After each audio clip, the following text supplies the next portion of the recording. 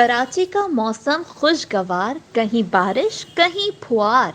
शहरियों का समोसे पकौड़े गुलाब जामुन की दुकानों पर रश।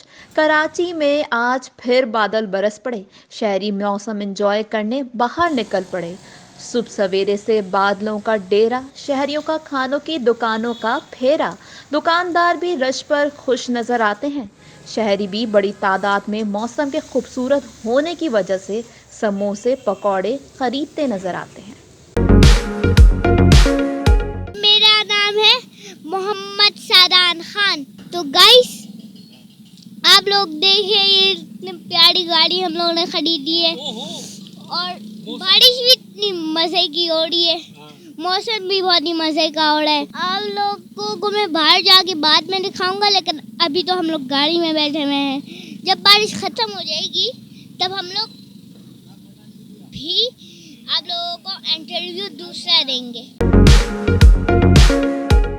बस बारिश हुई तो ये समोसे गरम गरम देख के दिल करा खाने के लिए खड़े हो गए। कराची का मौसम बस ऐसे ही आता है कि मौसम है, खूब लुत्फ अंदोज हो रहे हैं, मगर थोड़ा सा अभी जब बारिश रोडों में पानी आ जाएगा तब मज़ा ख़राब किरकिरा हो जाएगा।